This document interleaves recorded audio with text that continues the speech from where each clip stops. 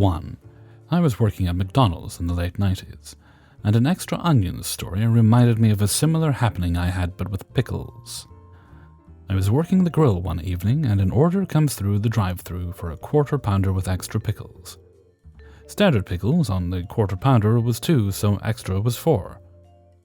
That was the standard procedure at the time. I slap 4 pickles on the sandwich, wrap it up, slide it into the warmer, and go on to the next order. About 30 seconds later, a guy comes walking into the store carrying a sandwich and smacks it down on the counter. He is visibly angry, probably intoxicated, and says, "Oh, goddamn hard was it to put extra pickles on a sandwich?" The manager intercepts him from the counter, apologizes, takes the sandwich, and asks me to please make a fresh one with extra pickles. I do as I'm asked and make a fresh sandwich with 6 pickles this time, wrap it up, slide it into the warmer, and go on to the next order. The manager hands Angry Man his sandwich, and he immediately unwraps it. He is not satisfied. He begins ranting that we must all be mentally inept, in not so nice terms, to not understand his request for extra pickles. The manager continues to apologize and asks me to make another with lots of pickles. I again do as I am asked, but instead of counting pickles, I take a literal handful from the dressing table and slap them on. There is now more pickle than bread or meat on this sandwich. I wrap it up and slide it into the warmer. This time I do not go on to the next order. I want to witness the result of my handiwork. So I stand peeking between the pie dispenser and warming cabinet to watch what transpires. Again, he immediately unwraps the sandwich. However, this time, instead of beginning another rant, his visible anger fades, and he stands there in silence. The situation may have been diffused until the moment he looks up, locks eyes with me, and sees my stupid 17-year-old grinning face. He is enraged. He throws the sandwich at me, and it hits the pie dispenser right next to my head. The missile explodes in a shower of pickles, and everybody starts yelling. In the end, the man got a refund, but he also got arrested and trespassed from the store. I declined any charges, but it turns out he was drunk and cut some charges for that. If you put a stack of pickles under the clamshell grill, they will squeal like an old car belt for about 30 seconds. 2. I ordered something off eBay and received an item that was not as described. It was a video game that was supposed to be sealed and a specific variation that made it worth a bit of money. My eBay account is 22 years old, and I've been collecting games for nearly 20 years, so I have a bit of experience doing this sort of thing. When I received the item and found that it was not the variation described in the listing, I reached out to the seller and informed him and asked if he would kindly take it back as his listing was set to no returns. I made a huge stink about it. The item he sold me was worth maybe $20 or $30, whereas the variation it was supposed to be was worth maybe $200.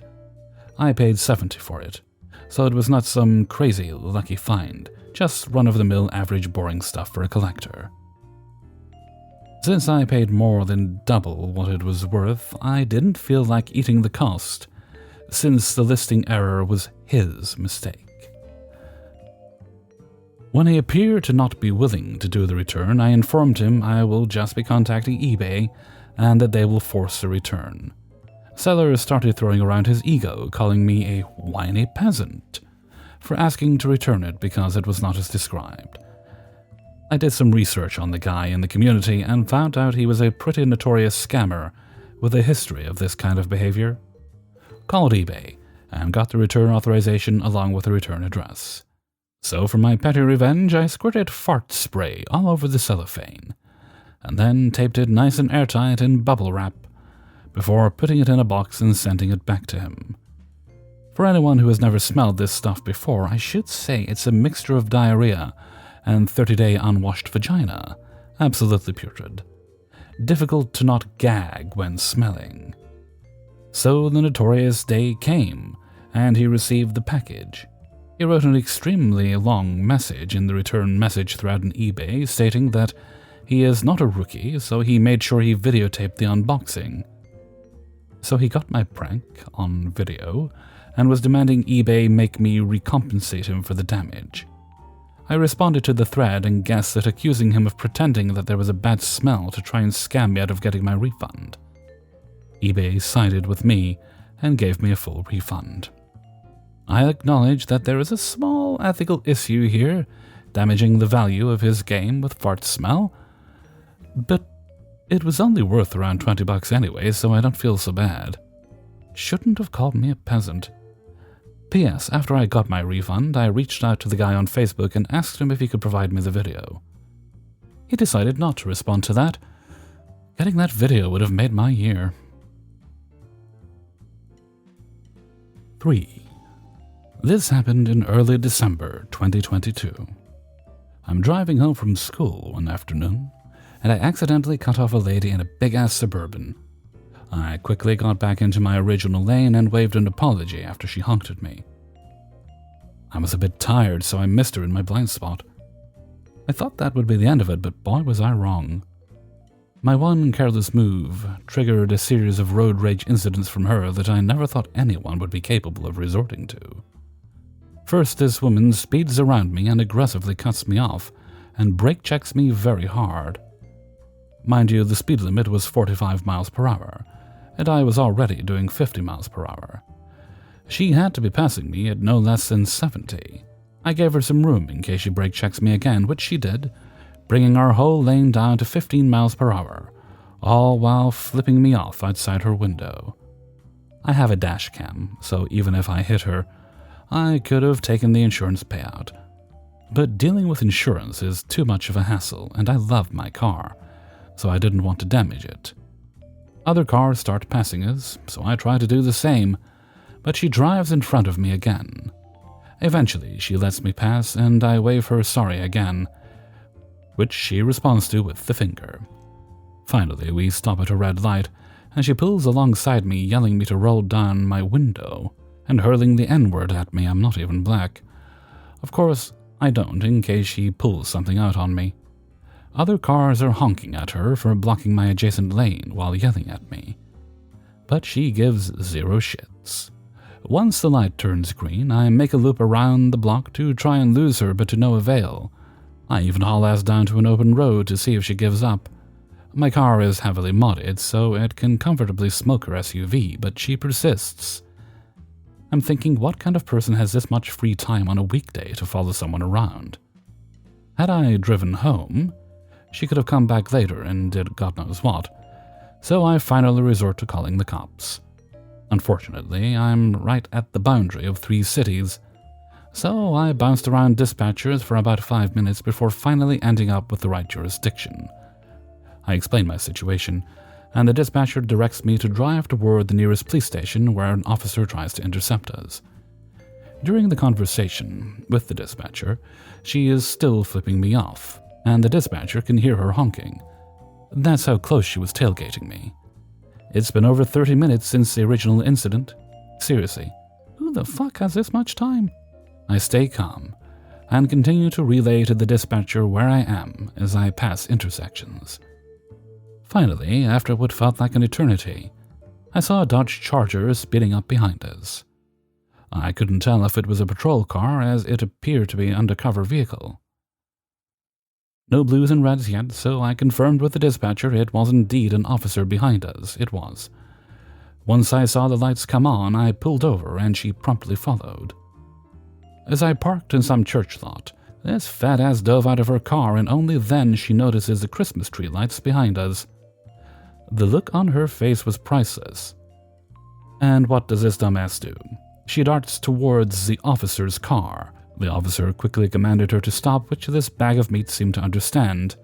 Not long after, his corporal and another officer arrived. Now I'm sitting in my car waiting for the officer to come to me. I hear her making up some story, and in a few minutes he comes up to my window to hear my side. The moment I stepped out of my car to talk to him, she yells at me, "You fucking suck at driving!" This was retaliated by the officer yelling at the woman. I told my side, and about the brake checking and racial slurs, and she obviously denied it. The instant when I mentioned that it was all on dashcam, her face went pale. The officers saw all the brake checks, excessive speed, and tailgating once I pulled up the footage on my phone. And he asked me if I wanted to press charges. Of course I did! They searched her SUV and found a Glock underneath her driver's seat. Turned out she didn't have a license, and a tiny bag of weed, which isn't legal in my state. This woman got arrested for reckless driving, endangerment, possession of marijuana, and a couple of other things. I was just told to drive carefully with no ticket. 4. It's somewhere around the summer of 1988. I was 14 and had gotten into a bit of trouble with the police in another state while on a one-week trip. This was uncharacteristic of me. I was a smart, good kid otherwise. A bit of theft and damage. I was trying to show off for some kids I had met and ended up making a huge mess of things. Damage was $100 or so. My parents required that I pay the person back double on the loss, and the way I do that was get a job. I accepted all of this as I was truly sorry for it. Mom told me to go down to our local convenience store and ask Mr. Smith for a job. Mr. Smith needed a stock clerk for his busy convenience store and hired me on the spot at $3.35 an hour. I worked about 20 hours a week. Saturday 11 to 6, Sunday 11 to 6, and Tuesday nights. The job was good. On one end of the building was a sub shop and the other end was the store. The middle was where the desk and all the stock was. Walk-in coolers and such were between this room and the store. There were 3 cashiers that worked there, Amy, Betty, and Charlie. Charlie only worked Saturdays. Betty worked Sunday nights and several nights a week. Amy handled the bulk of the shifts. At the time, it seemed to me that they were all old as dirt. But if I had to guess, Amy was in her 50s and Betty and Charlie in their 30s. Betty and Charlie were always very nice to me and the customers. But Amy was a sneaky and conniving bitch. The summer ended, and I kept working there, through the fall and into the winter. I started also working Wednesday nights, whatever the maximum hours I could work were. That is what I was scheduled for. During the 6 months I was there, Mr. Smith had fired 3 other stock clerks, all for theft. Dropping cases of beer into the dumpster to retrieve later food, cigarettes, and so on. I never did, and it honestly never even occurred to me to. Mr. Smith was generous. I could have soda and candy when I wanted. Just don't touch the beer and don't steal from him. I loved the little round beef jerky that was in a glass jar at the counter and Orangina soda. The job was simple and I had it down. Keep the cooler stocked, sweep and mop the floors, help customers carry things to the car. On Tuesdays we got the week's orders, so that night I'd put price tags on everything, loved using the tag gun, rotate stock and so on. Stocking the cigarettes was the cashier's job, but I never minded doing it, and I would help them by bringing out the cartons they needed and so on. Basically, I did what the employees needed, never bitched, always showed up on time, and never complained. Mom enforced a strict rule with my paychecks. I could spend half the net, but half had to go in the bank, so my bank account was getting higher and higher. I enjoyed looking at the account passport book and the balance printed in there. My mom worked in a place in town where she saw and kinda knew everyone. The kind of person that when I got my driver's license years later, I wouldn't dream of breaking any laws, driving too fast, or playing music in the car. We were forbidden to play music the first year we got our license. Good rule keeps us from being distracted, because someone always told her what they saw, and we always got caught. So one day, Mom comes home from work and says she needs to talk to me. She proceeds to tell me what her friend told her. That her friend was in the store and Amy, who she didn't know knew my mom or me, was smoking and talking with one of her friends, and said something like, "Watch this. DBJFDB," she screamed. "Get up here." And I did. "Go sweep the parking lot." It was drizzling out, but I put a coat on and grabbed the sweeper and got to work. Amy and her friend got a huge laugh out of it all. My mom's friend paid and went straight to see my mom and told her the story. As the day went on, Mom found out from someone else that Amy had said some other demeaning things about me too. Amy was a yeller and cranky. She'd slam things. She'd say rude things about other people to me. She wore these heels that used to make a clump, clump, clump sound throughout the store when she walked around. I remember being stunned.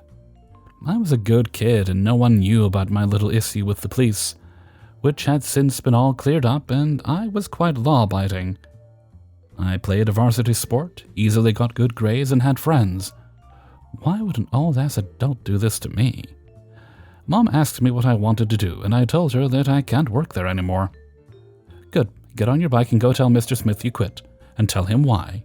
So I did. Mr. Smith seemed shocked when I told him the story. I also told him that my grades were beginning to suffer. See, I was now working Tuesday and Wednesday nights until 11:30 p.m., close. We lived a mile away, so I'd ride my bike home. But was still too wired to go to sleep, and my parents were in bed already, so I stay up till 1 watching Hogan's Heroes reruns. I got up at 5:45 a.m. to use the shower before my brothers, and then off to the bus stop for 7:15 pickup as we lived on the far end of town. Mr. Smith was amazing. He offered me the following: a raise to $4.25. I could do my homework at work in the back room at the desk. I only had to do certain things for my job, basically keep things stocked, clean the floors, occasionally help someone bring their stuff to their car, and the kicker: you don't have to do anything Amy tells you to do anymore. I agreed. I went home and told Mom. She was so happy. She made my favorite dinner, hot dog soup, basically elbow macaroni, pasta sauce, hot dogs, and garlic bread on the side.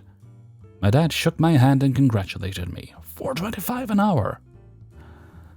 It was, I think, a week before I worked with her again.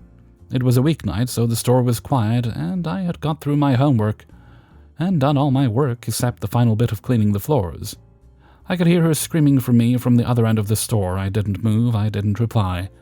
I then heard the clump, clump, clump of her coming. My back was to the open door leading into the store as I was sitting at the desk. She stands in the doorway and screams, "I've been calling your name for half an hour. What the fuck are you doing?" My knees were shaking. I wasn't used to being yelled at by anyone other than my parents. I slowly spun the chair around, made eye contact, and simply said, "Mr. Smith said I didn't need to do anything you told me to do anymore." Then I slowly spun the chair around and pretended to read. I was too scared to read, but made a show of it. The pause and the quiet in the air was palpable. A short moment later, she clumped back up to the front of the store, quicker this time. In those days, if you had more than one phone on the same line, the phones would ding when the other receiver was picked up. I heard the receiver at the desk ding and thought, oh no, she's calling Mr. Smith. I heard muffled yelling from out front for a few moments, and then heard the receiver crack down with a resounding bang. The receiver at my desk whimpered a subtle ding. I waited for her to come back. I was a bit scared. But nothing. She never came back. I finished up my shift, swept, mopped, left when she did as she stocked up, and quickly rode home. Amy didn't talk to me much for a couple of weeks after that. She didn't order me around and didn't make my life harder. The other two cashiers, Betty and Charlie, however, really opened up more to me. While not friends because of age differences, they treated me like a colleague. Betty got me to tell her the story, and then I found out so much more. Mr. Smith had given her a verbal lashing. Her kids and husband stopped spending so much time out front as well. While Amy and I never officially made up, things smoothed over after a few weeks, and she was never rude to me again. As a final note, being able to do my homework at the store turned out to be amazing for my grades. I had several hours a night where I didn't really have anything to do, so I'd get ahead of my homework for the week, study for tests, read more, and my grades went up almost immediately. I ended up working there until the end of next summer, and then focused on school, sports, and friends. 5. Okay, so this one neighbor who moved in continues to not respect quiet hours in our lease. I'm not a Karen, but they literally will park right in front of 24 different apartments between 2 buildings, and any time between 11 p.m. through 7 a.m., they blast their music as loud as their Honda Civic can manage when they pull into their spot and sit there. Disclaimer, we have tons of always open parking spots down the street, 150 meters to 200 meters away, where there is no housing because the dog park and pool are right there instead. It happens to be hip-hop they're blasting, so the sound really carries. Except they have trash. Super basic taste in hip-hop. I haven't heard a single Wu-Tang Jam or Troy Boy, no Gorillaz, no Jack Harlow, no Eminem, no Snoop Dogg, no Designer, no Cypress Hill, no Sublime, no Joyner Lucas, no Watsky, no 50 Cent, no Queen Herbie, no Mac Miller, even literally nothing good. So, this has been happening for a year, about, and I'm tired of being woken up to bad hip-hop bumping. Especially since it's bad music. It's just this ambiguous and unpleasant thump, thump, thump, thump, thump, thump, thump, thump, thump, thump. But it literally vibrates the buildings because the buildings are poor quality. The other night I had an idea. Working with horses is what made me think of this. It's called Pirelli horsemanship, and I am certified and fully trained in it. Explanation and example of one situation. For a horse that runs from a halter, you remove all the other horses from the corral, and you make that horse run. You are not actually whipping or hurting them, don't worry, and the horse runs around and around and around the corral at a good run, while you tell it by wiggling a carrot stick whip or a quick pop if they don't move, and the exact second the horse turns towards you, or comes towards you, stop with the carrot stick whip and drop it to the ground. Your horse should lick their lips, signaling they learned what you're teaching. Then they will walk up to you on their own. It's sort of malicious compliance. You'd like to run around the corral today instead of being haltered and groomed? Okay, go on then. Flick of the hand holding the carrot stick. Here's where it all mixes, and I fully realize I may be an asshole for this, but I'm hoping it'll make them stop it. If it doesn't make them jam out in the neighborhood in general, and not a parking spot by housing, I'm not going to keep doing it. I've done this twice. Here's what I've been doing. Anytime this person blasts their music at 11 p.m. through 4, 5, 6, 7 a.m., I have been manually turning on my car alarm to blast louder than their bad hip-hop music. It ruins their jam, and is basically the same beep, beep, beep, beep sound, just not on beat with their music. Their music turns off within 1 minute each time. And all I have to say as a totally valid explanation is, wow, they were blasting music so loud it was vibrating my building, and my car's security system is sensitive, so the alarm probably was triggered by the vibrations from the stereo. I turn it off as quick as I can, though it's happening when normal people are asleep, so I have to wake up and get to my keys. I'm ashamed to admit, I smiled a bit when it worked the second time. One more last try and hopefully they jam safely while moving through the neighborhood. But give up on the 100% volume music when they turn onto the street we live on to park. I do want to clarify it though, this neighbor isn't a bad neighbor. They work odd hours and like to jam in the car. I just prefer if they parked further down the street or someplace else, or jammed while driving safely. Or even just turn the music down so it doesn't shake the building. Hey everybody, Hellfreezer here, and thank you very much for listening to Revenge's Ice Cream, episode 228. And thank you very much to everybody who allowed me to use their stories in this video. Please do click the like button before you go, it is greatly helpful to the channel. Okay, let's see. I think we have a little shout out to do today to the author of the final story, and that goes to Reddit user NoShelter7753. Thank you very much for allowing us to use your story, No Shelter. Alrighty, now let's move right along to Hellfreezer's question of the day. And today's question is, how much water, or just liquid in general, do you think is the appropriate minimum for a person to have in a day? For me, personally, I drink a minimum of 3 liters of water, plus I'll drink juices and various other things, maybe tea, not really coffee anymore, but various teas and such throughout the day. Obviously, if you're more active, you might want to drink more, but I am at home generally working in front of a microphone all day, so I find for my level of activity, that's about enough. But what do you think? What do you find is the best amount of water or other liquid to have in a day? Pop your answers in a comment below. And with that, I'm going to head off for now. So until next time, thank you very much for listening, and take very good care of yourself.